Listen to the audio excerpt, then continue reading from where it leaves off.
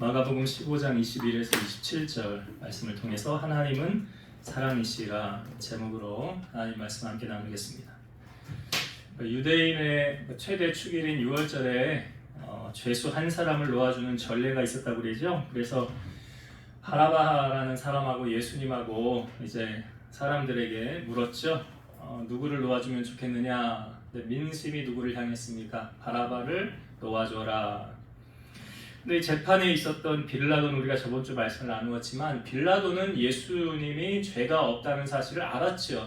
마가복음에도 기록하고 사복음서에 다 나옵니다. 요한복음엔 반복해서 나오고 예수는 죄가 없는 것을 그는 알고 있었죠. 그럼에도 불구하고 예수를 십자가에 못 박게 넘겨준 것은 빌라도가 성경을 우리가 저번 주에 보았지만 그들에게 만족을 주고자 함이라. 사람을 기쁘게 하는, 사람에게 인기를 얻으려고 내 편 만들려고 그런 거죠. 그래서 예수님을 십자가에 못 박게 넘겨주게 되었고, 예수님은 이제 채찍질을 당하고 채찍 맞은 다음에 이제 십자가를 이렇게 짊어지고 골고다라는 언덕으로 가게 되거든요. 근데 이 로마인들의 채찍질은 매우 잔인했다고 합니다. 어떻게 하냐면, 이게 어떻게 이루어지냐면, 먼저 죄수의 옷을 벗긴 다음에 두 손을 위로 올려서 이제 나무 기둥이나 물건 기둥 같은데 묶어요. 손을 묶은 다음에, 그리고 이제 묶이잖아요. 그 기둥에 매여 있잖아요. 그럼 묶인 상태로 이제 그들이 채찍질을 하는데, 이게 몇 갈래의 가죽끈으로 되어 있는 이 채찍인데, 이 끝에는 아주 뼈 조각이나 납덩어리 같은 것을 채찍 끝에 매달아놔요. 그래서 이걸 탁 치면 어떻게 되겠어요? 사람 몸에 탁 붙겠죠. 탁 뛰면 어떻게 되겠어요? 그래서 아마 이 채찍질을 많이 맞으면 사람들이 거의 정신을 잃고 기절해서 죽는 경우들까지도 있었다고 합니다. 그래서 이게 너무나 심한 형벌이기 때문에 로마인들에게는 이 형벌을 하지 않는다고 그래요. 너무 잔인하기 때문에. 그러니까 예수님께서 이 채찍을 맞으신 다음에 이제 그 나무 십자가를 지고 골고다로 언덕으로 올라가니까 예수님이 지금 어떤 형태입니까? 채찍을 많이 맞으셨기 때문에 거의 서 있을 힘조차도 어려운 그런 상황에 이 십자가를 짊어지고 가게 되는 거예요. 그러니까 예수님이 이제 가지 못하니까 오늘 성경에 보니까 구레네 사람 시몬이라는 사람을 도움을 받아서 이 사람이 대신 예수님의 십자가를 지고 가는 것을 보게 되죠.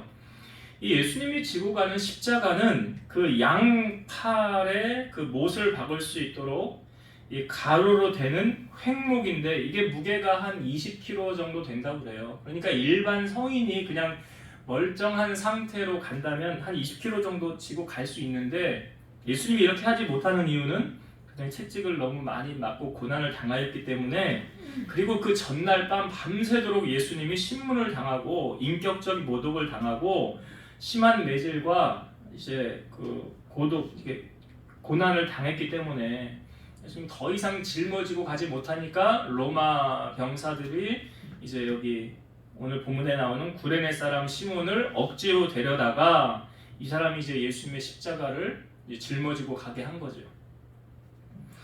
여기 구레네 시몬이 등장하는데요. 구레네는 어디냐? 대체 어느 지역을 가르치냐? 오늘날로 말하면 이집트 서쪽의 나라가 리비아입니다. 그 리비아의 수도가 구레네예요. 그러니까 예전에는 구레네, 지금은 트리폴리라고 리비아의 수도를 말하고 있는데요. 지중해에서 약 15km 떨어져 있는, 지중해를 앞에 두고 있죠. 그 나라가. 그래서 거기서 한 15km 떨어진 고원지대에 있는 도시입니다. 신약 성경 시대, 예수님 시대에는 구레네에 많은 디아스포라 유대인들이 살고 있었다고 합니다. 근데 오늘 성경을 보면 구레네 사람을 소개할 때 어떻게 소개를 합니까? 우리 21절을 다시 한번 볼게요. 21절.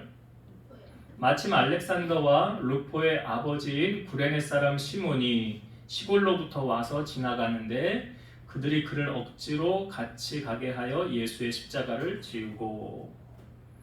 자, 시몬을 소개하는데 누구의 이름을 거론하고 있습니까? 알렉산더와 루포. 근데 이거 보면서 조금 이상하지 않아요?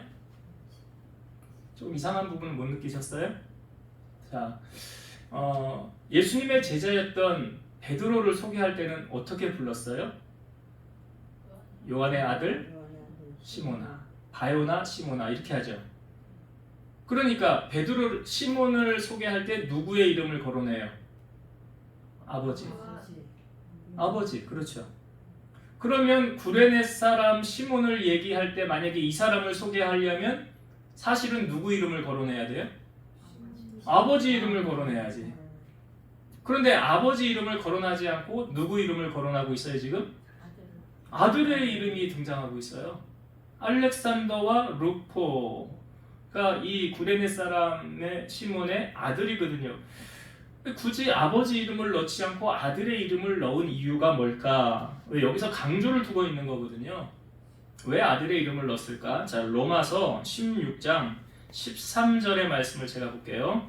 이 로마서는 사도 바울이 로마에 서신 편지를 쓴 내용이잖아요. 고린도에서 기록해서 편지를 쓴 내용인데 거기 마지막 장은 문안 인사를 기록하고 있어요. 로마서 16장 거기 16장 13절 말씀. 주 안에서 택하심을 입은 루포와 그의 어머니에게 문안하라. 그의 어머니는 곧 내 어머니니라. 다시 한번 볼까요? 주 안에서 택하심을 입은 루포와 그의 어머니에게 문안하라. 그의 어머니는 곧 내 어머니니라. 여기 이 글을 누가 쓴 거라고요? 바울이요. 바울이 그럼 지금 누구 이름을 거론하고 있냐면 주 안에서 택하심을 입은 루포. 루포는 누구 아들이라고요? 시몬의 아들, 구레네 사람 시몬의 아들이에요. 그리고 여기 구레네 사람 시몬은 등장하지 않지만 루포의 어머니는 누구예요? 시몬의 아내잖아요. 시몬의 아내. 그 시몬의 아내를 향하여 사도 바울이 뭐라고 그래요? 그 어머니는 곧 내 어머니다 라고 말하고 있어요. 그러니까 이 어느 정도로 사도 바울이 그들에게 애착을 두고 사랑했는지를 보여주는 거죠. 얼마나 사랑했는지.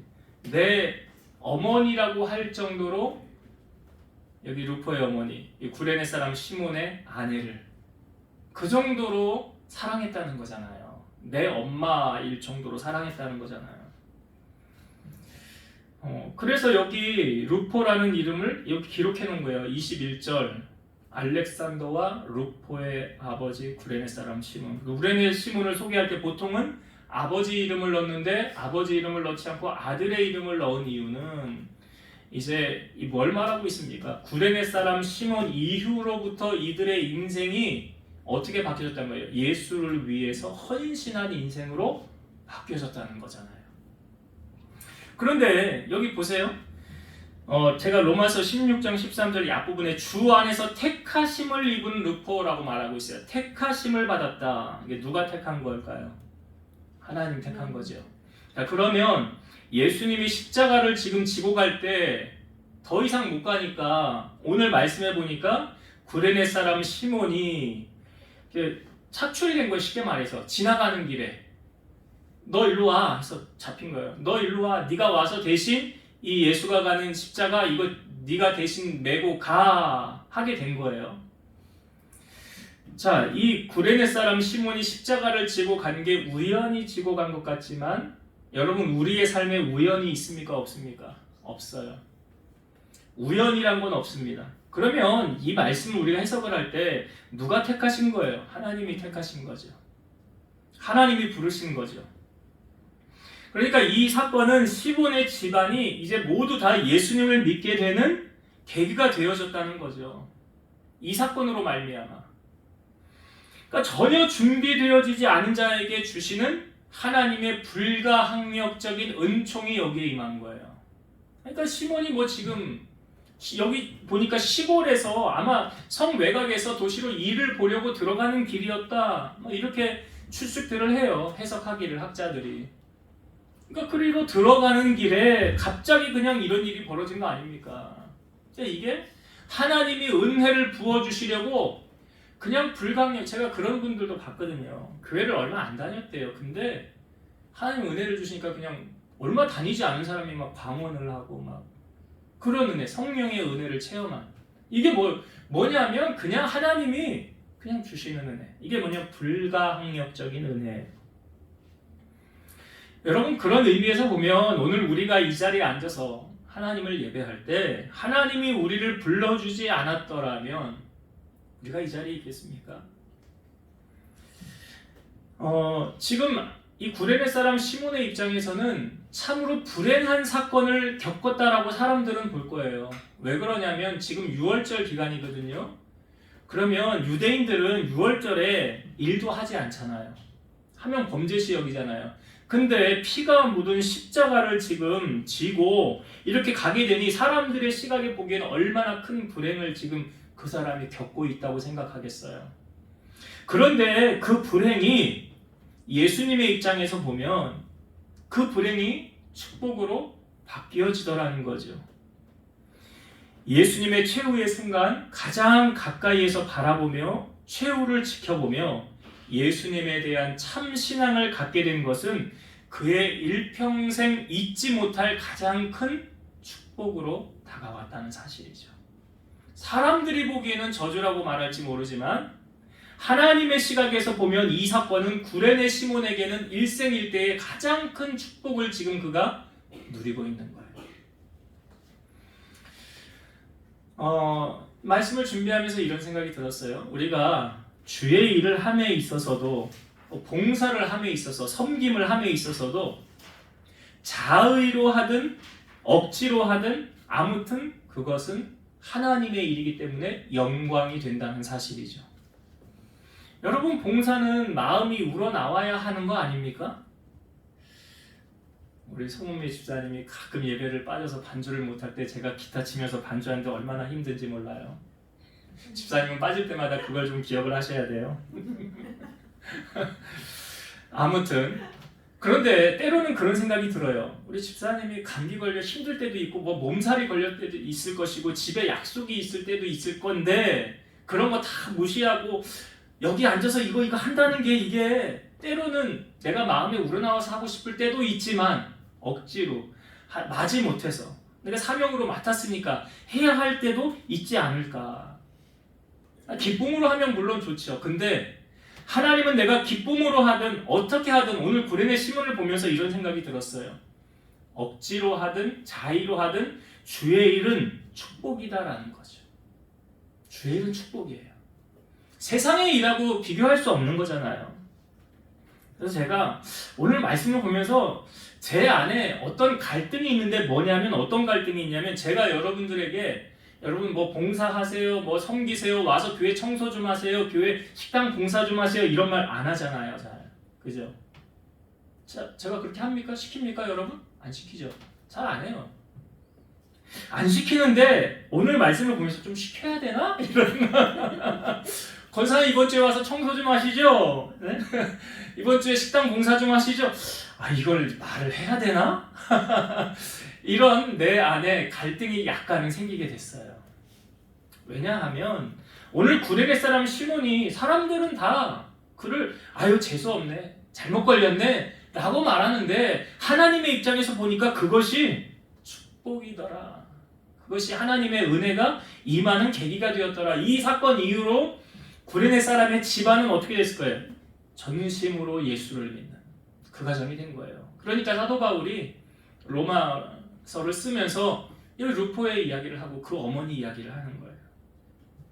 그래서 오늘 어찌 됐건 간에 세상의 일이 아닌 하나님의 일이라고 한다면 내가 기쁨으로 하든 또 나 시간도 없고 바쁘고 그런데 억지로라도 목사님이 하라고 그러니까 해야 되나? 아무튼 순종하면 하나님의 복이 임하더라 라는 것을 오늘 구레네 시몬을 통하여 우리에게 알려주고 있어요. 자, 그리고 예수님이 십자가에 못 박히실 때 옆에 좌우에 두 강도가 있었다고 그랬죠. 이것도 다른 복음서에는 오늘 마가복음에는 조금 간략하게 표현되어져 있는데 이 누가복음에는 조금 더 자세하게 우리에게 보여주고 있거든요. 우리가 정경은 인정하지만 정경에 있는 성경을 우리가 다 이제 채택해서 받아보고 있는데 외경에는 이 마가복음의 두 강도의 이름이 등장을 합니다. 그래서 한 강도의 이름이 게스타이고요. 한 강도의 이름이 데스아이라고 등장을 해요. 근데 뭐 이게 중요치 않으니까 그냥 이름을 등장시키지 않았겠죠, 정경에서는. 자, 그런데 이 두 사람이 예수님을 가운데 두고 이제 대화를 하는 장면이 있어요. 한 사람이 예수님을 향하여 비방하건을 이렇게 말합니다. 네가 그리스도가 아니냐? 너와 우리를 구원하라. 그래요. 예수님 아무 말씀하지 않으셨어요. 그 옆에 있는 강도가 대답을 하는 거예요. 그 예수님 옆에 있는 그 강도를 꾸짖으면서 이렇게 말합니다. 네가 동일한 정죄를 받고서도 하나님을 두려워하지 아니하느냐? 우리는 우리가 당한 일에 상당한 보응을 받는 것이니 이에 당연하거니와 이 사람이 행한 일은 옳지 않은 것이 없느니라. 그 다음에 예수님을 향하여 말하는 거예요. 예수여, 당신의 나라에 임하실 때에 나를 기억하소서. 그러니까 그때 예수님이 말씀하십니다. 내가 진실로 너에게 이르노니 오늘 네가 나와 함께 낙원에 있으리라. 제가 이 강도가 예수님에게 한 말을 들으면서 설교 준비를 하면서 이 사람 자기 정신으로 이런 말 한 거 아니다 라는 생각이 들어요. 이 사람이 한 말을 제가 다시 볼게요. 예수님에게 한 말을. 예수여, 당신의 나라에 임하실 때에 나를 기억하소서. 이게 무슨 말인지 이해가 돼요? 당신의 나라에 임하실 때에 나를 기억하소서. 이 사람이 이거 제정신으로 이런 말을 할 수 있는 사람 아니에요. 아니, 베드로도 마찬가지였잖아요. 사람들이 나를 누구라 하느냐? 뭐 선지자 중에 한 사람이 에레미야, 뭐 엘리야가 다시 왔다. 너희는 나를 누구냐라고 하느냐? 그때 베드로가 뭐라고 그랬다고요? 주는 그리스도시요, 살아계신 하나님의 아들이십니다. 그때 바로 예수님이 뭐라고 그래요? 바요나 시몬아, 내가 복이 있도다. 이를 내게 알게 할 이는 혈육이 아니요 하늘에 계신 내 아버지시니라. 베드로가 자기 생각으로 말한 거 아니라고요. 그 어떻게 예수님을 향하여 주는 그리스도시고 하나님 아들이라는 말을 베드로 머리에서 나온 게 아니라는 거예요. 그 마찬가지로 이 강도가 한 말을 보세요. 예수여, 당신의 나라에 임하실 때 나를 기억하소서. 이게 예수님이 죽으면 그냥 끝이라고 한다면 이런 말 못하죠. 당신의 나라는 뭔가 그 다음에 뭔가가 있다는 것을 알려주는 거잖아요. 당신의 나라. 그러니까 이건 하나님의 감동을 받아서 한 말이지 이 사람이 제정신으로 한 말이 아니다. 이것은 다른 말로 뭘 제가 말씀드리려고 하냐면 이 강도는 하나님께로부터 택하심을 받은 사람이라는 거예요. 우리는 하나님이 누구는 택하고 누구는 안 택하는지 우리는 몰라요. 여러분 알아요? 하나님이 내 자녀는 택했는지 내 자녀는 안 택했는지 우린 모른다고요.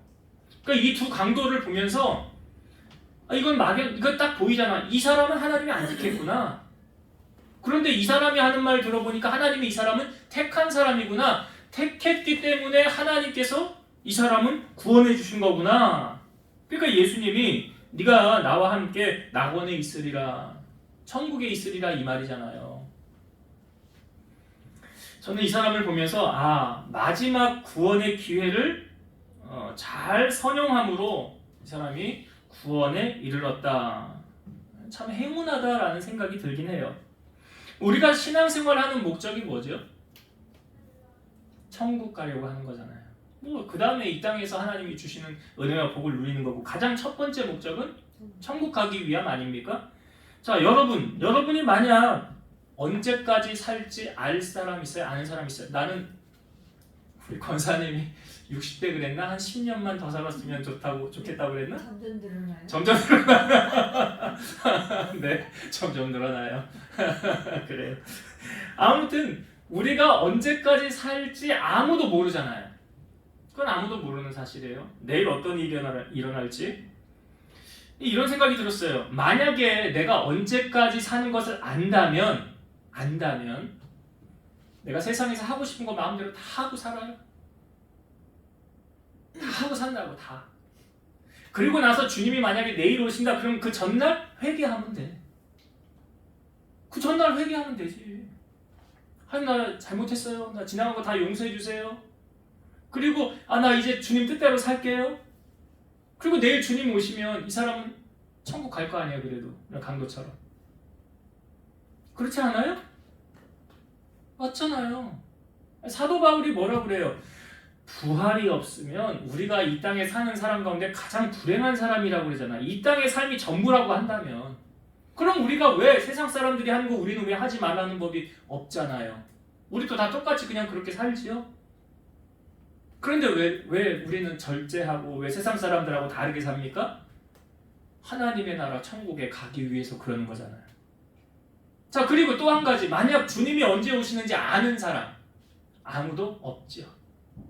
만약에 아는 사람이 있다면 또 내 맘대로 세상에 사고 싶은 거 다 하고 살아요. 그리고 주님 오시기 하루 전날 회개하면 되잖아. 그럼 회개하고 그다음 나 죄 다 사함 받고 나 이제 주님만 위해서 살게 하고 그 다음날 주님 올 때 할렐루야 주님 그 맞이하면 되잖아요. 그런데 여러분, 우리가 이 두 가지 사실, 내가 언제까지 살 거 하고 주님이 다시 오시는 걸 아는 사람 있어요, 없어요? 없죠. 아무도 몰라요. 자, 모르기 때문에 예수님이 비유적인 표현으로 한 가지를 우리에게 말씀하셨어요. 슬기로운 다섯 처녀와 미련한 다섯 처녀. 이 슬기로운 다섯 처녀가 두 미련한 다섯 처녀와 함께 기름 등불을 신랑 맞을 준비를 하고 있었어요.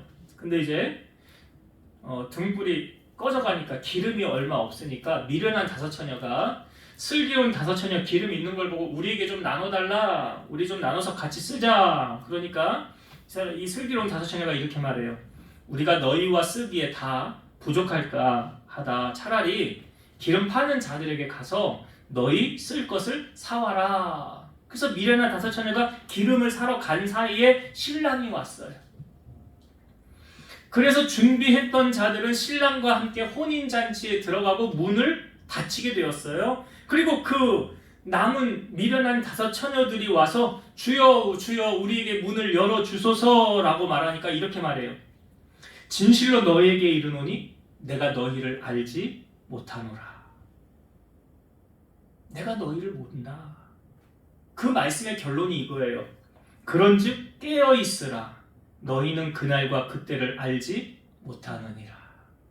그러니까 여러분이 언제 죽을 줄 아는 거하고 주님이 언제 오실지를 아는 사람은 내 맘대로 살아도 돼요. 그리고 그 전날 회개하면 돼요. 근데 그걸 몰라요. 모르기 때문에 어떻게 살라고요? 기름 등불 준비하고 주님 맞을 준비를 하고 살아가라 라고 말하는 거예요. 제가 아까 설교 준비를 하면서 그 통계를 한번 찾아봤는데 어디더라? 그 교통사고로 여기 그 올해 통계는 아직 안 나왔죠. 근데 2022년도 통계가 나왔어요. 교통사고로 우리나라가 1년에 죽은 사람들이 몇 명인가? 2022년 통계가 2,735명이래요. 통계가. 그러면 하루에 몇 명이 죽었느냐? 7명이 죽은 거래. 하루에 7명이 교통사고로만, 질병 말고요, 암 말고요. 여러분 교통사고로 가면은 예고가 있어요, 없어요? 그렇게 하루에 7명씩 죽어 나갔대요. 그러니까 우리가 내일 일 모르고 살잖아요. 무슨 일이 일어날지. 그러니까 성경은 우리에게 뭐 어떻게 미련한 다섯 처녀처럼 살라라고 말하지 않고 슬기로운 다섯 처녀처럼 기름 등불 준비하라는 게 무슨 말이에요? 이거죠. 깨어 있으라. 그날과 그때를 모르느니라. 깨어 있으라는 게 무슨 말씀인지 아시죠? 예수님이 말씀하셨잖아요. 예수님이 오시기 전에 방탕함과 술 취함과 생활의 염려로 그날이 언제 임할지 모르니 그런즉 너희는 깨어 있으라. 이게 주님 맞을 준비하고 살라는 거예요. 그러니까 주님 오실 준비하고 살면 내 맘대로 살아요? 못 살아요. 히브리서 9장 27절 한 번 죽는 것은 사람에게 정해진 것이요 그 후에는 심판이 있으리니. 심판이 있다고요. 그래서 여러분 만일에 대비해서 드는 게 무슨 보험이라? 보험 들잖아요. 만일에 대비해서 드는 게 보험이죠. 그러니까 여러분이 다른 보험은 몰라도 꼭 들어야 되는 보험이 있어요. 천국보험. 천국보험. 나는 오늘 죽어도 하나님 나라 간다. 이 믿음과 이 확신이 뭐예요? 천국보험이에요. 생명책에 이름이 기록되어 있는 자들은 다 하나님 나라로 간다고 그러잖아요. 오늘 이 두 강도의 모습을 보면서 육신의 죽음이 끝이 아니구나라는 걸 예수님이 또 알려주는 거예요. 네가 나와 함께 낙원에 있으리라. 그러니까 예수님을 영접해서 믿으면 영생이 열리는 거고, 영생이 뭐 줄임말인지 아시죠? 영원한 생명.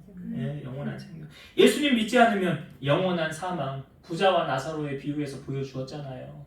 뜨거운 불구덩이에서 죽지도 않고 영원히 고통받는 그곳에서 타고 있는 그 부자. 영원한 사망.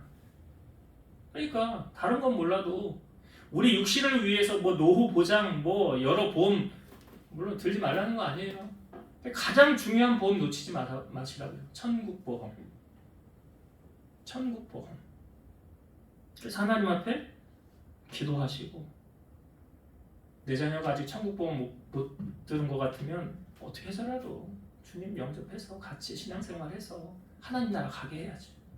이게 먼저 믿는 우리에게 주신 하나님의 사명이잖아요.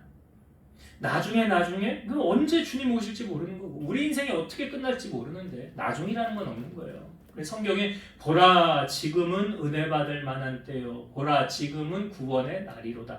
지금이래잖아. 지금. 오늘 여러분들에게 또 기회를 주는 거, 하나님이 말씀으로. 지금이다. 때를 놓치지 말아라. 때가 악하니라 그러잖아요. 그래서 오늘 이 강도를 보면서 이 사람은 행운한데 우리가 나중에 다 하나님의 나라 보좌 앞에 다 서게 될 거다라는 것을 보여주고 있고, 한 가지 더 은혜를 나누고 마칠게요. 예수님께서 십자가를 지신 사건은, 그러니까 하나님께서 우리를 사랑하신 사랑의 확증 사건이다라는 거죠. 신약성경 신명기 말씀에 보면 나무에 달린 자는 저주를 받았다라고 말하잖아요.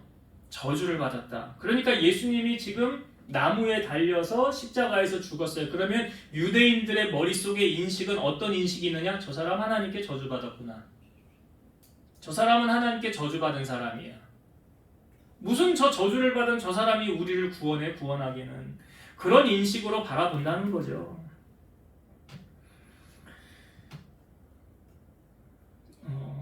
갈라디아서 3장 13절의 말씀 보면 그리스도께서 우리를 위하여 저주를 받은 바 되사, 이게 저주를 받았다는 게 십자가를 지었다는 의미거든요.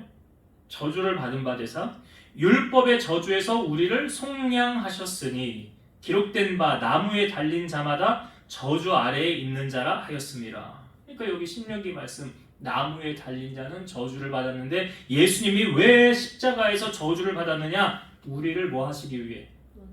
속량하시려고. 에베소서 1장 7절, 우리는 그리스도 안에서 그의 은혜의 풍성함을 따라 그의 피로 말미암아 속량 곧 죄 사함을 받았느니라. 예수님의 보혈만이 우리를 속량할 수 있어요. 그러니까 죄의 종류는 두 가지라고 말씀드렸죠. 원죄와 자범죄. 원죄를 해결해 줄 수 있는 유일한 한 분, 이 땅에 오신 분이 누구예요? 예수님. 그러니까 죄 있는 사람은 다른 사람의 죄를 대속할 수 없죠. 근데 예수님은 죄가 없으시다. 왜 마리아를 통하여 오셨는지, 죄 없이 이 땅에 오시기 위해서. 그러니까 예수님은 죄가 없기 때문에 우리의 죄를 속량하실 수 있는 거죠. 그러니까 하나님은 이 작업을 미리 창세기 3장 15절 원시복음에서 우리에게 해 주셨잖아요. 여자의 후손을 통해서 우리를 구원하실 거예요. 남자의 후손이라고 안 하고 여자의 후손. 왜? 죄 없이 이 땅에 주님이 오셔야만 했으니까. 그러니까 이렇게 하나님이 우리를 사랑하셔서 아들까지 주신 사건을 로마서 5장 8절, 우리가 아직 죄인 되었을 때에 그리스도께서 우리를 위하여 죽으심으로 하나님께서 우리에 대한 자기의 사랑을 확증하셨느니라.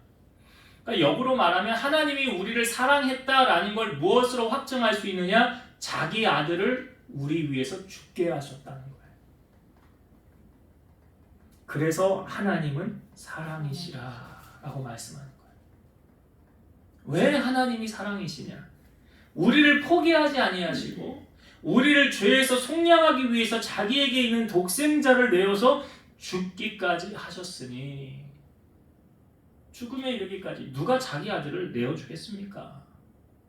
그런데 하나님이 그렇게 하셨다는 거예요. 그러니까 내가 너를 이만큼 사랑해 라는 확증 사건이 로마서 5장 8절이에요. 그래서 그 사랑을 우리가 알았으니 이제는 우리도 그 사랑을 알았으면 어떻게 하래요? 요한일서 3장 16절, 그가 예수님이 우리를 위하여 목숨을 버리셨으니 우리가 이로써 사랑을 알고 우리도 형제들을 위하여 목숨을 버리는 것이 마땅하니라. 우리가 어떻게 사랑을 알았대요? 예수님의 그 십자가 사랑이, 주님이 나를 위하여 죽으신 그 사랑이 오늘 우리 안에 흘러서 그 사랑이 밖으로 표출이 되어진다면 이 사람은 진정한 크리스찬이다 라고 말하는 거예요. 그래서 너희가 눈에 보이는 형제 자매도 사랑하지 못하면서 눈에 안 보이는 하나님을 사랑한다는 것은 거짓말하는 자라 라고 말하고 있어요.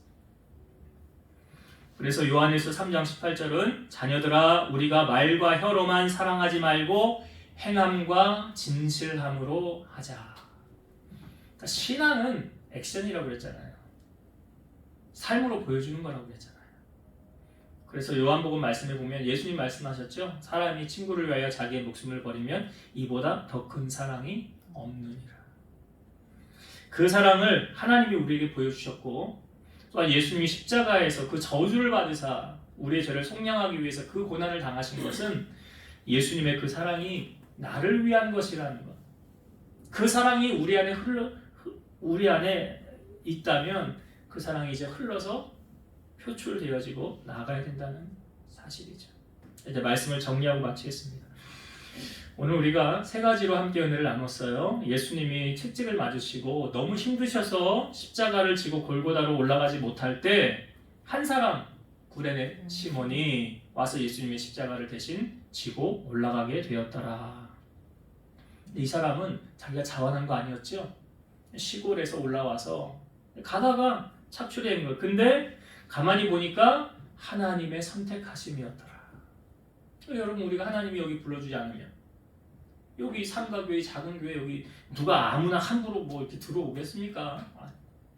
하나님의 부르심이, 하나님이 우리를 부르셨다는 것은 큰 축복이라는 사실이죠. 오늘 구레네 사람이, 이 사람이 예수님의 십자가를 지게 되면서 어떻게 되었습니까? 그의 삶이 어떻게 바뀌었을까요? 예수를 위한 삶으로, 주님의 증인의 삶으로. 그러니까 이 사람의 이름이 로마서에도 등장을 하고 이후로 복음 전하는 자로 살았다라는 거예요. 그래서 어찌됐건 우리가 하나님의 일에 동참하면 자의로 하든 억지로 하든 축복이라는 사실. 하나님의 일은 그래요. 세상의 일은 그렇지 않을 수 있어요. 그러나 하나님의 일은 축복이다라는 사실을 기억하고요. 두 번째로 예수님의 십자가 지실 때 좌우에 있는 두 강도, 한 사람은 영벌에, 한 사람은 영생에 들어가게 됐어요.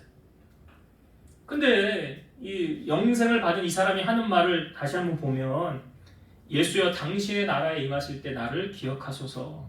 이 사람 머리에서 나온 말 아니라고 그랬잖아요. 이 사람이 뭐 천국이 있는 거, 뭐 지옥이 있는 걸 뭐 거기서 알았겠어요. 근데 당신의 나라에 임하실 때, 나 하나님의 감동이에요. 이 하나님의 선택하심이고 하나님의 부르심이에요. 그래서 이 사람은 하나님이 이렇게 불러주신 것처럼 오늘 우리를 불러주셨는데, 우리만 생각할 것이 아니라 오늘 슬기로운 다섯 처녀와 미련한 다섯 처녀가 우리에게 주는 마지막 교훈은 무엇입니까? 그런즉 깨어있으라죠. 그러므로 깨어있으라. 그날과 그때는 알지 못하느니라. 주님이 다시 오실 날 모르고요. 우리의 인생이 언제 끝난 날 몰라요. 모르기 때문에 준비하고 있으라는 거예요. 모르기 때문에 깨어있으라는 거예요. 모르기 때문에 주님 맞을 준비를 항상 하고 살고 있어라 라는 거예요. 이게 뭐예요? 구별된 자로 살아라. 세상 사람들 하는 거 똑같이 다 하지 말고 구별된 자로. 한 번 죽는 건 정한 이치요, 그 후에는 심판이 있다는 거예요. 그래서 하나님의 나라를 소망하며 살아가라. 그리고 마지막 나누었던 것이, 예수님의 십자가는 하나님이 우리를 사랑함의 확증 사건이라는 거죠. 어느 누가 자기 아들을 다른 사람을 위해서 희생 제물로 내어주겠냐고요. 어느 누가요. 그렇게 할 수 있는 사람이 얼마나 있겠냐고요. 제가 보기에는 그런데 하나님이 그렇게 하셨다는 것은 하나님이 우리를 이처럼 사랑하신다는 거예요. 여러분들을. 세상 만물을 다 주어도 나는 너와 바꾸지 않는다 할 정도로 그렇게 사랑하신다.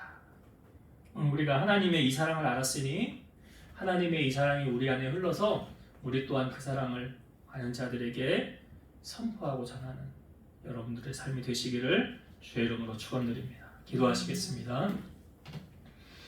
오늘도 살아서 역사하시는 하나님, 예수님께서 우리의 죄를 짊어지시고 골고다로 올라가실 때 너무 힘이 드셔서 구레네 사람 시몬이 대신 예수님의 십자가를 지고 올라갔습니다.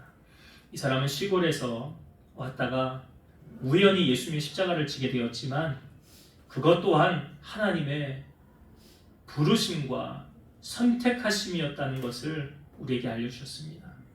하나님이 오늘 우리를 불러주셔서 오늘 이 자리에서 우리가 예배할 수 있음을 고백하고 우리가 하나님의 일을 행함에 있어서 자의로 하든 타의로 하든 또 긍정으로 하든 부정으로 하든 어찌 됐건 하나님의 일은 축복이라는 것을 우리에게 알려주셨사오니 우리 사랑하는 성도들이 주의 일에 더욱 힘쓰게 하시고 열심을 품고 주님을 섬기며 주님 기쁘시게 하며 나아가는 우리 성도들 다 되게 하여 주옵소서. 두 강도를 통하여서 영생과 영벌이 있음을 우리에게 알려주셨습니다.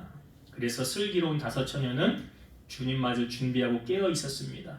미련한 다섯 처녀는 주님 오실 날을 기대하지 않았고 준비하지 않았습니다. 그 결과로 슬기로운 다섯 처녀만 구원받았습니다. 주인이 왔을 때 나는 너희를 모른다라고 미련한 다섯 처녀를 향하여 말했습니다. 오늘 우리는 어디에 속한 사람들입니까? 세상 사람들이 하는 거 다 똑같이 하고 주님 나 구원해 주세요. 이건 말이 안 된다고 하셨습니다. 구별된 자로 하나님이 기뻐하시는 삶으로 영광 돌리게 하시고 다시 오실 주님을 소망하면서 살아가는 우리 성도들 되게 하여 주옵소서. 오늘 주님의 이 크신 사랑 깨달았으니 이제 나만 이 사랑을 누리는 것이 아니라 내 주변에 있는 자들에게 하나님의 사랑을 전하게 하시고 말과 혀로만 사랑하는 것이 아니라 행함과 진실함을 통하여 주의 사랑을 전하는 우리 성도들 되게 하여 주옵소서. 예수님 이름으로 기도드리옵나이다. 아멘. 하늘